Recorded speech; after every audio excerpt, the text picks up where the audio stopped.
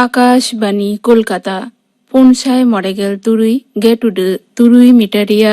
गीतांजलि उछन तालमा खन एहबेना सानताड़ी आखड़ा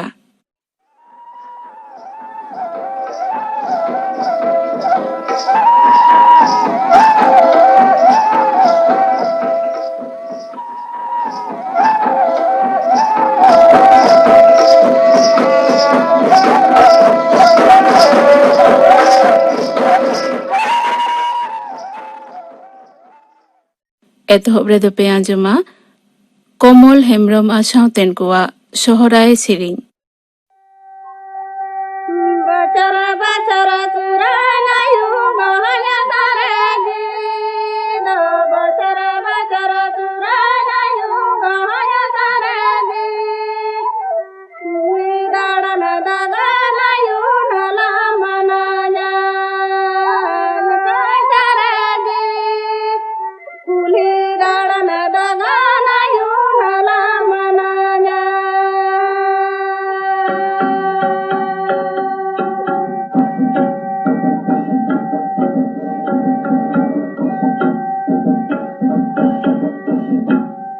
बचरा बचरा सुरानायु गहया तारे गीत बचरा बचरा सुरानायु गहया तारे गीत कुली दाड़न दगानायु नला मनाया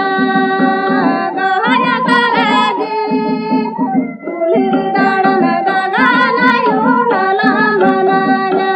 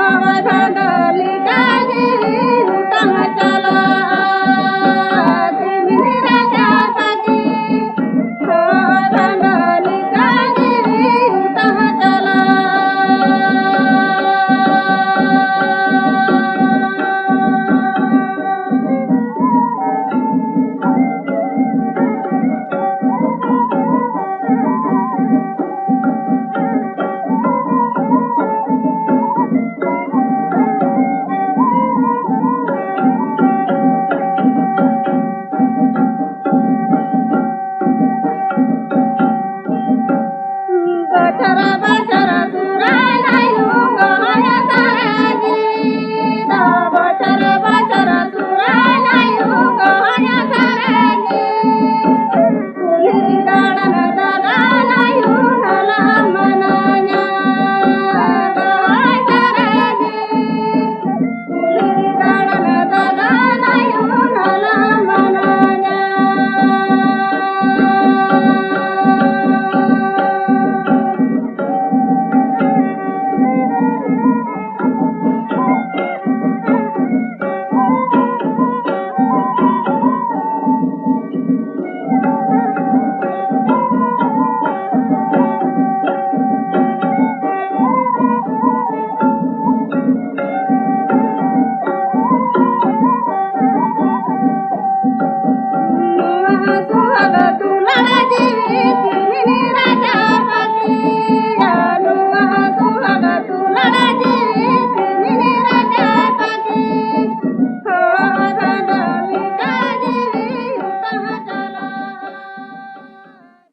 कमल हेम्ब्रमा सावतेन कोआ सोहराय सिरिंग पे आजम किदा नितु दो खबर आकाशबाणी कोलकाता खबर पढ़ाइत एं धनंजय सोरेन मारांग मंत्री मानतान नरेंद्र मोदी मेन अकादाय आयुर्वेद दो भारत रना मान कना जहां रेना आसल जोस दो काना साना मानवा जाति को उतनाव तेहें मोड़े आना आयुर्वेद महारे मारांग मंत्री दो जामनगर रेना institute of teaching and research in Ayurveda और Jaipur national institute of Ayurveda रे वीडियो कॉन्फ्रेंसिंग तलाते जातीय दिशा लेक्चर केदा उनी दो मेन केदा आबुआ ज्ञान दो एटा दिसम होय लाहा हकादिया नोआ दो सानाम भारत रेन दिसुआ को गौरव कथा कना जेगेत हड़मो संहार गावता हु दो रान मुर्गन लगिन भारत रे जेगेतरी तलमा झिज लगिन जहां छटियर कदा ओना दो गौरव रेना कथा कना मेनते मारांग मंत्री दो लई सदर कदा मारांग मंत्री मानतान नरेंद्र मोदी दो तेहें धनतेरस नागस्ते दिसुआ को थुम बारते चलाट को मिड ट्वीट बारते रे मानतान मोदी दो मेन केदा प्रभु धनंतरी सानाम को जीवन रे सुखली और सवारे अगुआ कदा नेसो जहां पोनत को साइक्लोन बान और धरती तारकोते खुती अकना तालमा सरकार उनको दो जुटिज 5,000 पैसा इगे 1 करोड़ टका कौड़ी गड़ोय एम रेना ठेवका हकादा जातीय धन धासेर व्यवस्थापन मुरई खना नोआ गड़ो दको न्यामा जतो खना ढेर गड़ोय न्यामेट कना आम्फान ते धान धासेर लेन पश्चिम बांग्ला उनको दको न्यामा 12,800 करोड़ टका उड़ीसा महाराष्ट्र मध्य प्रदेश और सिक्किम पनत हको न्यामा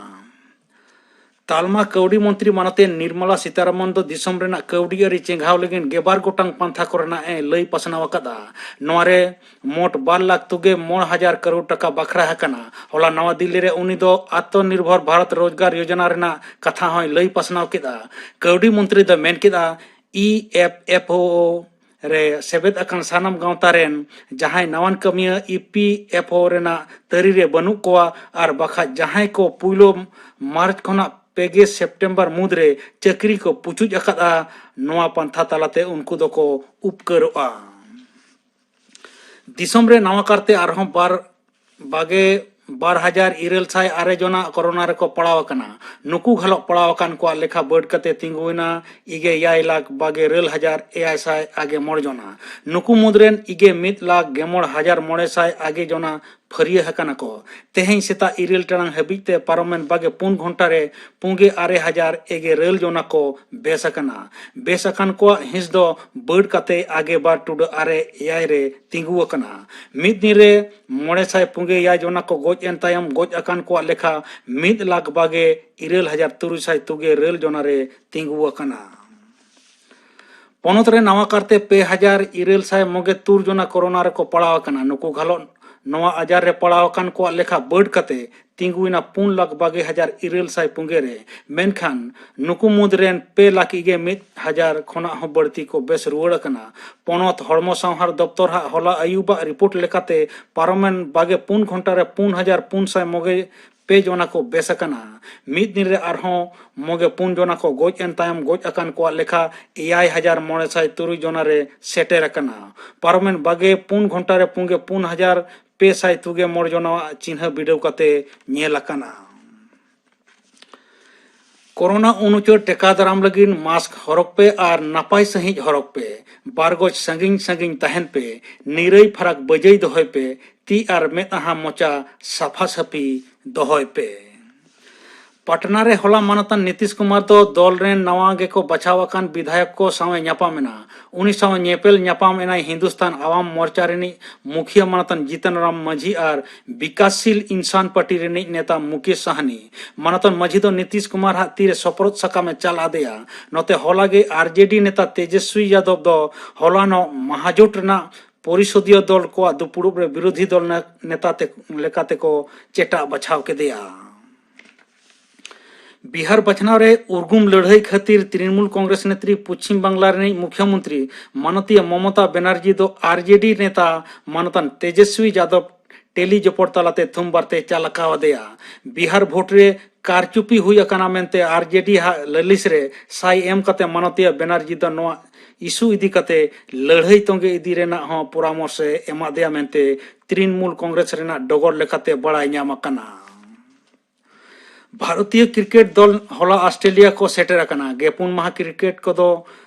क्वारंटाइन रे ताहे हुआ मेनखान कोरोना संतर कथा अनाट कते क्रिकेट को दो को प्रैक्टिस दाड़िया ऑस्ट्रेलिया रे भारत दो पेया मिद महारी मैच पेया T20 और पुनिया टेस्ट मैच ए खेला तेहेኛ खबर पढ़ाव दो नोडे गे मुचाद एना।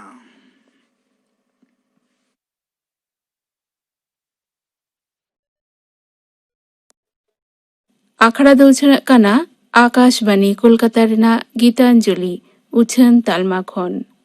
नितुक दो पे आंजमा दंग सेरिंग सेरिंग एदाय धनु हांसदा। कसमा बिल्लन चसमा तला कसमा गजड़ा ले जोंग लिखा गिद किया बहा जो तोरे रबद लिखा चंपा बहा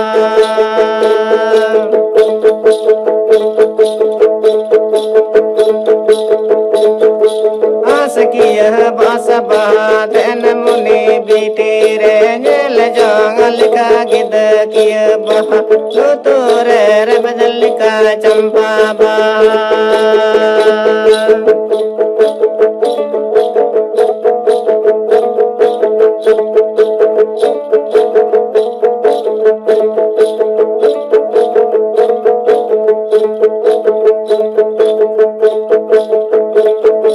हंस की यह बास बदल का चंपा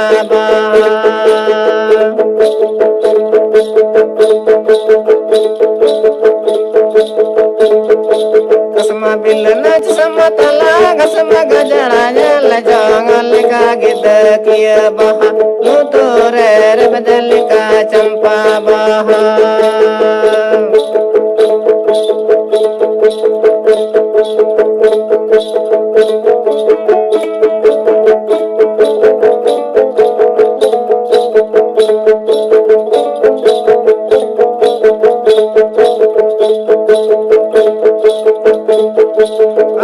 यह बास बहा देन मुनि बेटे रे जल जंगल का गिद किया बहा तू तोरे बदल का चंपा बहा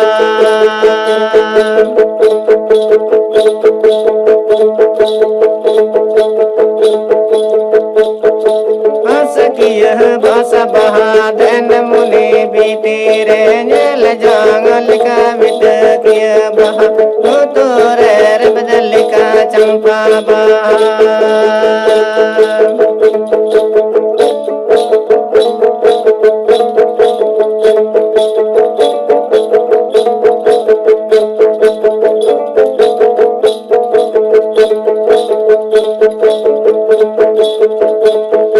हंस की यह बास बहा देन मुनि बेटे रे जल जंगल का गिद किया बहा तो तोरे बदल का चंपा बहा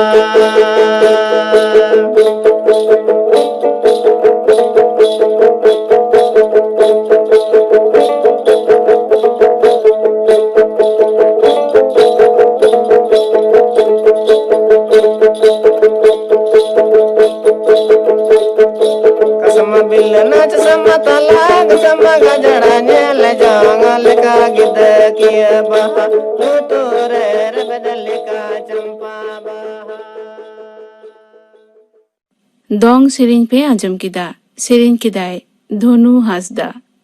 जुवन कोआ दिस हुदिस नोआ बाबते नितुक दो पे आंजमा मदन मोहन मांडी साव कुपुली रपड़ कुकली रेदो मेनाया परिमल हेम्ब्रम। जुवन कोआ हुदिस दिशा बाबते गालमाराव लगी तेहेज नेवता हुई कना मिद सावता गाखुड़िया मानतान मदन मोहन मांडी गमके गमके दे जोहार मांडी गमके आम तो आयमा दिन धरिया अबवा सावता उतनाव कामी रे जोहर मेना मिया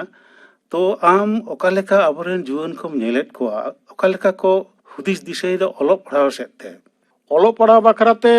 ᱱᱤᱨᱜᱷᱟᱹᱛ ᱡᱮ ᱵᱟᱝ ᱠᱚ ᱥᱮᱬᱟ ᱨᱮᱱᱟᱜ ᱡᱮᱱᱚ ᱚᱱᱠᱟᱱ ᱠᱩᱨᱩᱢᱩᱴᱩ ᱵᱟᱹᱱᱩᱜ ᱛᱟᱠᱚᱣᱟ ᱱᱚᱝᱠᱟ ᱫᱚ ᱵᱟᱝᱟ ᱠᱩᱨᱩᱢᱩᱴᱩᱭᱮᱫ ᱜᱮᱭᱟ ᱠᱚ ᱚᱞᱚᱜ ᱯᱟᱲᱦᱟᱣ ᱪᱮᱛᱟᱱ ᱨᱮ ᱪᱷᱩᱴᱟᱹᱣ ᱠᱟᱱ ᱜᱮᱭᱟ ᱠᱚ ᱚᱞ ᱵᱤᱞ ᱛᱮᱦᱮᱧ ᱠᱷᱚᱱ 10 साल से 20 साल माड़ांग रे जहां जुवन को नेल होइलना ओना खन दो नितो रेन जुवन को दो ᱚᱞᱚᱜ ᱯᱟᱲᱦᱟᱣ ᱪᱮᱛᱟᱱ ᱨᱮ ᱫᱚ ᱠᱟᱹᱡ ᱠᱚ ᱡᱳᱨ ᱠᱟᱣᱫ ᱜᱮᱭᱟ स्कूल करे कॉलेज करे जतो गोटा गे अबरेन तेई को जोर कावदा माने जतो रकम पाटा तेगे नुकुआ नितो माने ऑल पढ़ा चेंघाव से लहा चला नय जे मिटांग उहिर भावना ऑल पढ़ा चितान रे नोआ तेहिं गापारेन जुवन को दो नेल नामो कना को भागे के हुदिस नपाय के हुदिस मौज गे भागे जुवन को जहां को ऑल को सेणायदा उनको चाकरी बाकरी नाम रे अनाट को तैयार कना तो होय जे अबरेन जुवन को नुना अलग को सेणायदा को कॉलेज करे को पढ़ा कना जगत विद्यागार करे को पढ़ा कना नुको आकोआ कैरियर बाबद ते ओकालेका को हुदिसेदा नुकु आको कैरियर बाबद तेदो नौका को हुदिसिया जे ऑल पढ़ाई सेनाया एटा एटा जात को लेका इनहो मिटांग रखा दो ठाव तलारे ऑल पढ़ा सेना कते चाकरियें बाकरियें भाग्य जागरिन चला आयो बाबा बारचुपु दा तेदिन एमाकिना चाकरी बाकरी कते नो ओना हुदिस तेगे तेज आको कैरियर तैयार रे दोमेगे मने जीव दो कुछ को उद्गव का तको किया एंते रहो नेलाबोन अबो तिना अबो बोन आसो आबोन उना दो अबोरेन होयनो तेहिन खोन बा गेल साले से गेलबार साले से गेल मोड़े साले रिया जहां कथा को उयरे ताहेना ओना खोन दो अडीटा के चेंगाव काना ओय अतो अतो विद्यागार को बनाव काना तेहिन आबो सानताली पारसी ते हो नितो नो जे विद्यागार को जहां बनाव काते को चेंगाव कान दो नोना दो इन्यांग हुदिस से इन्यांग मेते दो आडी भागे संदेश काना ako career ko cinta Bhavna उयर Bhavna da ko hudis disay da ko maka ente ha o nyala je tina ko hudis disay da una do सरकार पाहटा खन उनका आपासुला डहार दो बाय एम दाड़िया kana ona goro do बाय एम दाड़िया kana इनेते आरो जास्ती कायते नेतार तो चिका kana जास्ती जुवन को गे ব্যবসা বাণিজ্য সেট को আᱬগোন কানা आपे जांगाते तेंगोन लगित ते तो आबोरेन हर हपन जुवन को होय आपे जांगाते तेंगो लगित व्यवसा बाणिज्य सेट जेटका को हुदिस दिसे दला कना को जुवन को व्यवसा बाणिज्य सेट ते दो आबोरेन खेरवाल को दो दमे दो बावन पारदर्शिया मेने दमे दो अकिल हुदिस दो बानु तबना व्यवसा बाणिज्य सेट ते दो आदो एंते रहो तेहेन मिटांग परसेंट जुवन को हुदिसेट गया जे हपन जो मुदी दुकानिन बनाव जोंगा हपन जो चा दुकानिन बनाव जोंगा तेहेन ऑल पढ़ा सना कते चाकरी बाकरी जखन बइन नाम का आयो बाबा ठेन तिना बहय लादे कतिया तिना लादे कतिया ओना लेकाते आदो उनको हको उयहरत गया मेनखान ओनाटा क्रिया दो कटी बांधबो लिचड़ जो गया मने होय कना बाबन उतरो दड़ाय कना व्यवसा बाणिज्य ओना पाटा तो सेदाय खंगे उना बाबन उयहर भावना कदा जे बाबन व्यवसाय आबन से टांग दुकानिन चलावा व्यवसा कतिन आसुलु आना नोकाना उयहर भावना दो हिजु कान रहो ताहे कान रहो बा मेना रहो बाबन लहा दड़िया कना मेनखान आमा की मने होय नितो ओना ना लाक्ति मेना नोहा पाहाटा हो व्यवसा बाणिज्य पाहाटा हो जुवन को उयहर मा चेदा से निता आपासुला डहार ना जहां हुबिगत अब बोन नेलदा चाकरी बाकरी करेना होना पाहाटा अड़गोना लाक्ति मेना अडी जरूर लाक्ति मेना चेदा से बांगमा नोआ ऑल पढ़ा सेना कते झतो हर गे जी चाकरी एम दाड़े बने सरकार नोकाना उयहर भावना दो मने होय बानुआ बाय दाड़िया बना आले तेहेन अब नोमटा उयहर आबरेन जुवन को जे व्यवसा कते रहो संसार से हापेन दिना घारज दिन बनाव तिया नांग नोआ घारज बनाव रे दो तेहेन हपन हपन व्यवसा अब दो अडी मारंग दो बन व्यवसा दाड़िया अडी अडी जायगा रे नेल बड़ा कान गया नांग जे पान गुमटी हको बनाव कदा ओकोय दो हपन चा दुकाने बनाव कावना ओकोय दो मुदी खाना दुकान होय बनाव कावना टेलरिंग को बनाव कावना ओकोय दो साइकिल रिपेयरिंग दुकान होय बनाव कदा मोटरसाइकिल कमी कोड़ा सना कता ओना हमटा रिपेयरिंग दुकाने खुलो कदा नोनका कते जे व्यवसा ना मिटांग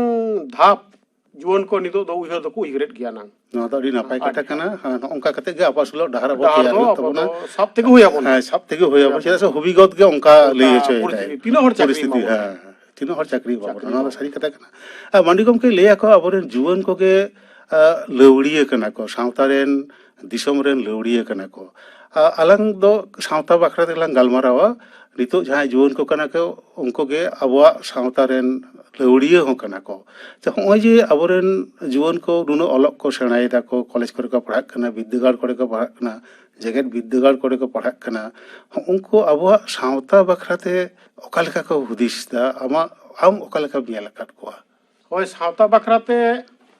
हुदिस दो को हुदिसेट गया ना ऑल पढ़ाव तालाते जे सावता रे लाई लाकचार आरिचाली तेहिन जियर दो होयो तबना से अब साब दो होयो तबना झतम हर बाबन उयहरे रहो मिटांग थकरेन अब सावता गाखुड़िया से सब जुवन को सावता गाखुड़िया को सांग जुमित कते उनको ठेन खन आथाम लेकाना लाकचार बाखराते मिट बार कथा गालोच को गालोच बाड़ाय गया ना जेमन विद्यागार करे हो नो नकान लाकचार आखड़ा को बनाव गया सत सपड़ा गया को ओना जायगा रे तेहि सावता बाखराते जहां को बाडाय तबना उनको को दोदेला को उनको ठेन खन हातावना को कुरुमुटुइत गया बांग दो बांगा नोआ हो भागे उदिस गे कना भागे उदिस गे कना नापाय कथा कना मेनखा अब बोन नेला बोन अब सावता रे निथ हो अडी लेकान बाड़ी जिनिस चल मेना गया ᱟᱵᱚᱣᱟᱜ ᱥᱟᱶᱛᱟ ᱨᱮ ᱰᱟᱹᱱ ᱰᱟᱹᱯᱟᱹᱱ ᱢᱮᱱᱟᱜᱼᱟ, ᱟᱵᱚᱣᱟᱜ ᱥᱟᱶᱛᱟ ᱨᱮ ᱦᱟᱺᱰᱤ ᱯᱟᱹᱣᱨᱟᱹ ᱨᱮᱱᱟᱜ ᱟᱹᱛᱷᱟᱹᱢ ᱵᱮᱣᱦᱟᱨ ᱠᱚ ᱢᱮᱱᱟᱜᱼᱟ, ᱡᱟᱦᱟᱸ ᱫᱚ ᱵᱟᱹᱲᱤᱡᱟᱜ ᱢᱮᱱᱛᱮ ᱟᱵᱚ ᱵᱚᱱ ᱞᱟᱹᱭ ᱫᱟᱵᱚᱱ᱾ ᱦᱚᱸᱜᱼᱱᱟ ᱠᱚ ᱵᱤᱨᱩᱫᱽ ᱨᱮ ᱟᱵᱚᱨᱮᱱ ᱱᱩᱠᱩ ᱡᱩᱣᱟᱹᱱ ᱠᱚ ᱞᱟᱦᱟ ᱦᱤᱡᱩᱜ ᱠᱟᱱᱟ ᱠᱚ? ᱟᱹᱣᱨᱤ ᱱᱤᱛ ᱦᱟᱹᱵᱤᱡ ᱛᱮᱦᱚᱸ ᱟᱹᱣᱨᱤ ᱠᱚ ᱞᱟᱦᱟ ᱦᱤᱡᱩᱜᱼᱟ, ᱛᱚᱵᱮ ᱞᱟᱦᱟ ᱦᱤᱡᱩᱜ ᱞᱟᱹᱠᱛᱤᱜ ᱠᱟᱱᱟ᱾ ᱪᱮᱫᱟᱜ ᱥᱮ ᱵᱟᱝᱢᱟ ᱱᱚᱣᱟ ᱨᱮᱱᱟᱜ ᱵᱤᱨᱩᱫᱽ ᱨᱮ ᱛᱮᱦᱮᱧ ᱰᱟᱹᱱ ᱰᱟᱹᱯᱟᱹᱱ, ᱦᱟᱺᱰᱤ ᱯᱟᱹᱣᱨᱟᱹ ᱥᱮ ᱟᱨᱦᱚᱸ ᱱᱚᱝᱠᱟᱱᱟᱜ ᱵᱟᱹᱲᱤᱡ ᱚᱨᱥᱚᱝ ᱠᱚ ᱟᱵᱚᱣᱟᱜ ᱥᱚᱢᱟᱡᱽ ᱨᱮ ᱥᱚᱲᱵᱚᱲᱚᱜ ᱠᱟᱱᱟ᱾ ᱚᱱᱟ ᱵᱟᱹᱲᱤᱡ ᱚᱨᱥᱚᱝ ᱪᱤᱠᱟᱹ ᱞᱮᱠᱟ ᱛᱮᱵᱚᱱ ᱰᱷᱮᱠᱟ ᱥᱟᱦᱟᱭᱟ? ᱥᱚᱢᱟᱡᱽ ᱜᱟᱱᱟᱰᱤ ᱛᱮᱦᱮᱧ ᱚᱠᱟ ᱞᱮᱠᱟᱨᱮ ᱩᱴᱩᱞ ᱰᱩᱵᱩᱞᱚᱜ ᱠᱟᱱ ᱛᱟᱵᱚᱱᱟ, ᱚᱱᱟ ᱤᱫᱤ ᱠᱟᱛᱮ ᱩᱭᱦᱟᱹᱨ ᱫᱚᱠᱚ ᱩᱭᱦᱟᱹᱨ ᱮᱫᱟ, ᱢᱮᱱᱠᱷᱟन ᱴᱷᱤᱠᱟᱹ ᱵᱩᱴᱟᱹ ᱥᱟᱺᱦᱤᱡ ᱫᱚ ᱟᱹᱣᱨᱤ ᱠᱚ ᱩᱭᱦᱟᱹᱨ ᱫᱟᱲᱮᱭᱟ ᱛᱟᱵᱚᱱᱟ। ᱥᱚᱢᱚᱭ ᱞᱟᱜᱟᱜ ᱠᱟᱱᱟ ᱱᱟ, ᱛᱚᱵᱮ ᱱᱤᱛᱚᱜ ᱞᱟᱹᱠᱛᱤ ᱢᱮᱱᱟᱜᱼᱟ ᱟᱵᱚ ᱠᱚ ᱛᱟᱞᱟᱨᱮ ᱦᱚᱸᱜᱼᱚᱭ ᱰᱟᱹᱱ ᱰᱟᱹᱯᱟᱹᱱ ᱫᱚ ᱟᱹᱰᱤᱴᱟ ᱜᱮ ᱟᱵᱚᱣᱟᱜ ᱥᱚᱢᱟᱡᱽ ᱠᱷᱚᱱ ᱱᱩᱠᱩ ᱡᱩᱣᱟᱹᱱ ᱠᱚ ᱞᱟᱦᱟ ᱦᱮᱡ ᱠᱟᱛᱮ ᱠᱤᱪᱷᱩ ᱫᱚᱠᱚ ᱞᱟᱦᱟ ᱦᱮᱡ ᱟᱠᱟᱱ ᱜᱮᱭᱟ, ᱮᱠᱮᱵᱟᱨᱮ ᱵᱟᱠᱚ ᱞᱟᱦᱟ ᱦᱮᱡ ᱟᱠᱟᱱᱟ ᱱᱚᱝᱠᱟ ᱫᱚ ᱵᱟᱝᱟ। ᱛᱚ ᱱᱩᱠᱩ ᱠᱤᱪᱷᱩ ᱞᱟᱦᱟ ᱦᱮᱡ ᱠᱟᱛᱮ ᱠᱚ ᱩᱭᱦᱟᱹᱨ ᱟᱠᱟᱫ ᱜᱮᱭᱟ ᱡᱮ ᱵᱟᱝᱟ ᱱᱚᱣᱟ ᱫᱚ ᱟᱵᱚ ᱛᱟᱞᱟ ᱨᱮᱫᱚ ᱵᱟᱹᱲᱤᱡ ᱚᱨᱥᱚᱝ ᱜᱮ ᱠᱟᱱᱟ, ᱱᱚᱝᱠᱟᱱᱟᱜ ᱚᱨᱥᱚᱝ ᱫᱚ ᱟᱵᱚ ᱛᱟᱞᱟ ᱠᱷᱚᱱ ᱫᱚᱵᱚᱱ ᱥᱟᱦᱟᱭᱟ, ᱴᱮᱠᱟᱣ ᱫᱟᱨᱟᱢ ᱟᱵᱚᱱ। ᱴᱮᱠᱟᱣ ᱫᱟᱨᱟᱢ ᱞᱟᱹᱜᱤᱫ ᱛᱮᱦᱚᱸ ᱟᱵᱚᱨᱮᱱ ᱡᱩᱣᱟᱹᱱ ᱠᱚ ᱢᱚᱱᱮ ᱫᱚᱠᱚ ᱢᱚᱱᱮ ᱟᱠᱟᱫ ᱜᱮᱭᱟ, ᱵᱟᱝ ᱫᱚ ᱵᱟᱝ ᱩᱭᱦᱟᱹᱨᱮᱫ ᱜᱮᱭᱟ ᱠᱚ। ᱚᱱᱟ ᱞᱮᱠᱟᱛᱮ ᱡᱚᱠᱷᱮᱡ ᱠᱚᱨᱮ ᱦᱚᱸ ᱵᱟᱭᱥᱤ ᱠᱚᱠᱚ ᱫᱩᱲᱩᱵ ᱠᱟᱱᱟ ᱠᱚ, ᱜᱟᱞᱢᱟᱨᱟᱣ ᱜᱟᱞᱚᱪ ᱥᱚᱵᱷᱟ ᱥᱚᱢᱤᱛᱤ ᱟᱹᱰᱤ ᱠᱚᱠᱚ ᱥᱟᱹᱛ ᱥᱟᱯᱲᱟᱣᱮᱫ ᱜᱮᱭᱟ ᱱᱟᱝ, ᱟᱨ ᱚᱱᱠᱟᱱᱟᱜ ᱟᱵᱚᱨᱮᱱ ᱥᱟᱶᱛᱟ ᱜᱟᱹᱠᱷᱩᱲᱤᱭᱟᱹ ko ᱥᱟᱝ ᱠᱚ ᱜᱟᱞᱚᱪᱮᱫ ᱜᱮᱭᱟ। ᱱᱚᱣᱟ ᱫᱚ ᱟᱹᱰᱤ ᱱᱟᱯᱟᱭ ᱪᱤᱛᱟᱹᱨ ᱠᱟᱱᱟ, ᱱᱚᱣᱟ ᱱᱟᱯᱟᱭ ᱫᱚ ᱠᱟᱛᱷᱟ ᱠᱟᱱᱟ। ᱛᱮᱦᱮᱧ ᱟᱵᱚᱣᱟᱜ ᱥᱚᱢᱟᱡᱽ ᱨᱮ ᱱᱚᱜᱼᱚᱭ ᱡᱮ ᱛᱮᱦᱮᱧ ᱠᱚ ᱪᱮᱸᱜᱷᱟᱜ ᱠᱟᱱᱟ ᱵᱟᱹᱭ ᱵᱟᱹᱭᱛᱮ ᱟᱵᱚᱨᱮᱱ ᱡᱩᱣᱟᱹᱱ ᱠᱚ, ᱱᱚᱣᱟ ᱫᱚ ᱟᱵᱚ ᱠᱚ ᱛᱟᱞᱟᱨᱮ ᱥᱚᱢᱟᱡᱽ ᱛᱟᱞᱟᱨᱮ ᱟᱹᱰᱤ ᱱᱟᱯᱟᱭ ᱪᱤᱛᱟᱹᱨ ᱠᱟᱱᱟ। ᱱᱚᱣᱟ ᱫᱚ ᱢᱟᱱᱰᱤ ᱟᱵᱚ ᱠᱚ ᱠᱷᱚᱱ ᱵᱟᱹᱭ ᱵᱟᱹᱭᱛᱮ ᱥᱟᱦᱟᱜ ᱠᱟᱱᱟ। ᱟᱫᱚ ᱛᱮᱦᱮᱧ ᱜᱟᱶᱛᱟ ᱠᱚᱨᱮ ᱡᱟᱦᱟᱸᱭ ᱠᱚ ᱥᱮᱞᱮᱫ ᱢᱮᱱᱟᱜ ᱠᱚ ᱛᱟᱵᱚᱱᱟ ᱡᱩᱣᱟᱹᱱ ko, उनकुआग आयुर सुतोते सेरमा रे मिटांग जहां लेकान गे उनको तो को मनेया नोआ जे नोआ बाकराते अब नितो नोंकाना अखड़ा बन सपड़ाव लेखान तेहेई नोडे साड़पा एनेज को हिजुआ, बाहा एनेज को हिजुआ, दोंग जहां लांगड़े एनेज को हिजुआ, नो नोंकाना तालाते गे ना नोआ दको उहिर भावनाएदा। आदो नोआ बेगर दो एटा लेकाते उहिर भावना दो बांग ᱧᱮᱞᱟᱢᱚᱜ ᱠᱟᱱᱟ। ᱡᱤᱭᱟᱹᱲ ᱫᱚᱦᱚ ᱨᱮᱱᱟᱜ ᱚᱱᱠᱟᱱᱟᱜ ᱡᱟᱦᱟᱱᱟᱜ ᱯᱟᱱᱛᱷᱟ ᱠᱚᱠᱚ ᱦᱟᱛᱟᱣ ᱮᱫᱟ? ᱡᱤᱭᱟᱹᱲ ᱫᱚᱦᱚ ᱨᱮᱱᱟᱜ ᱯᱟᱱᱛᱷᱟ ᱫᱚ ᱛᱚ ᱦᱟᱹᱵᱤᱡ ᱛᱮᱦᱚᱸ ᱚᱱᱮ ᱚᱱᱟ ᱛᱟᱞᱟ ᱨᱮᱜᱮ ᱠᱚ ᱦᱟᱛᱟᱣ ᱮᱫᱟ ᱡᱮ ᱡᱚᱠᱷᱚᱱ ᱟᱵᱚ ᱱᱚᱣᱟ ᱱᱚᱝᱠᱟᱱᱟᱜ ᱟᱵᱚᱣᱟᱜ ᱜᱟᱶᱛᱟ ᱨᱮ ᱡᱚᱠᱷᱚᱱ ᱜᱮ ᱱᱚᱝᱠᱟᱱᱟᱜ ᱥᱟᱹᱛ ᱥᱟᱯᱲᱟᱣ ᱠᱟᱞᱪᱟᱨ ᱞᱟᱠᱪᱟᱨ ᱮᱱᱮᱡ ᱥᱮᱨᱮᱧ ᱠᱚ ᱥᱟᱹᱛ ᱥᱟᱯᱲᱟᱣ ᱮᱫᱟ, ᱢᱤᱫᱴᱟᱝ ᱵᱟᱨᱭᱟ दल को हेज गेलेन खान आदो ओंडे खन गे मानमी ठेन को उयहर भावना से को प्रचार दा लय दाको जे तेहेज आबो को तलारे नोय जे नो नोंका लाक्चार एनेज सेरिंग को मेना ताबन दो नोआ जाते बोन साब दोहय मा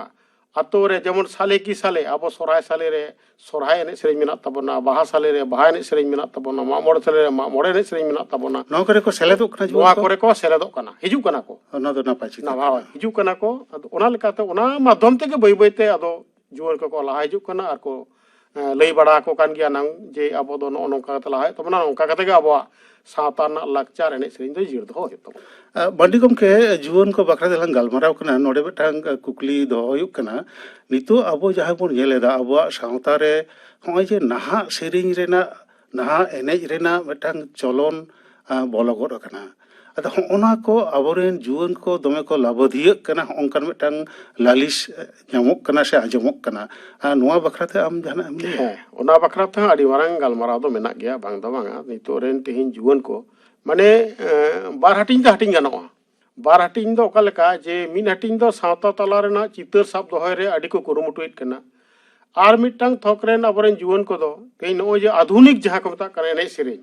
कैसेट बजाव कते को एनेज कना ना कैसेट बजाव कते को सेरेñ दा ना नो ना दो मने होय आबो समाज रेना दो बा सावता तला रे दो मने बड़ी orसंगे कना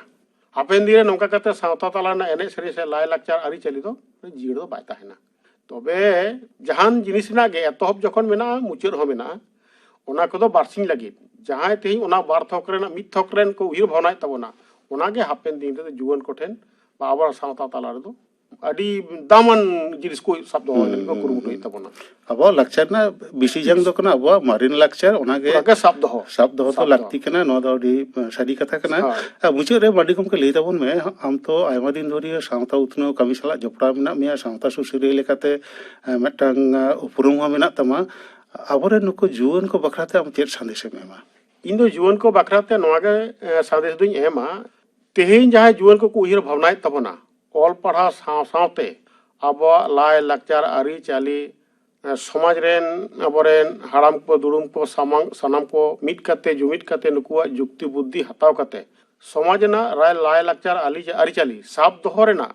बेटा पांथा को हतावाबन बा हतावमाको ऑलो पढ़ा रेना कामी होरा जेमन करधनी कना सावता तला रेना न लाय लाक्चार साब दोहो हो पाले आडी मारंग करधनी कना आर नितो दो अबोरेन जुवन को उनको को दाड़िया नोआ को साब दोहो दो ᱚᱱᱟᱛᱮ ᱤᱧ ᱫᱩᱧ ᱱᱤᱭᱟᱹ ᱴᱩᱠᱩᱧ ᱢᱮᱛᱟ ᱠᱚᱣᱟ ᱡᱮ ᱚᱞᱚᱜ ᱯᱟᱲᱦᱟᱣ ᱥᱮᱬᱟ ᱨᱮ ᱡᱮᱢᱚन ᱢᱚᱱᱮ ᱯᱮ ᱩᱫᱽᱜᱟᱹᱣ ᱟᱠᱟᱫ ᱛᱟᱯᱮᱭᱟ ᱵᱟᱹᱵᱩ ᱢᱟᱹᱭ ᱠᱚ ᱟᱵᱚᱣᱟᱜ ᱥᱟᱶᱛᱟ ᱛᱟᱞᱟ ᱨᱮᱱᱟᱜ ᱟᱹᱨᱤᱪᱟᱹᱞᱤ ᱫᱷᱚᱨᱚᱢ ᱠᱚᱨᱚᱢ ᱡᱚᱛᱚᱣᱟᱜ ᱡᱟᱦᱟᱸ ᱢᱮᱱᱟᱜ ᱛᱟᱵᱚᱱᱟ ᱚᱱᱟ ᱥᱟᱵ ᱫᱚᱦᱚ ᱨᱮᱱᱟᱜ ᱦᱚᱸ ᱟᱹᱰᱤ ᱢᱟᱨᱟᱝ ᱦᱚᱠ ᱟᱹᱭᱫᱟᱹᱨ ᱢᱮᱱᱟᱜ ᱛᱟᱯᱮᱭᱟ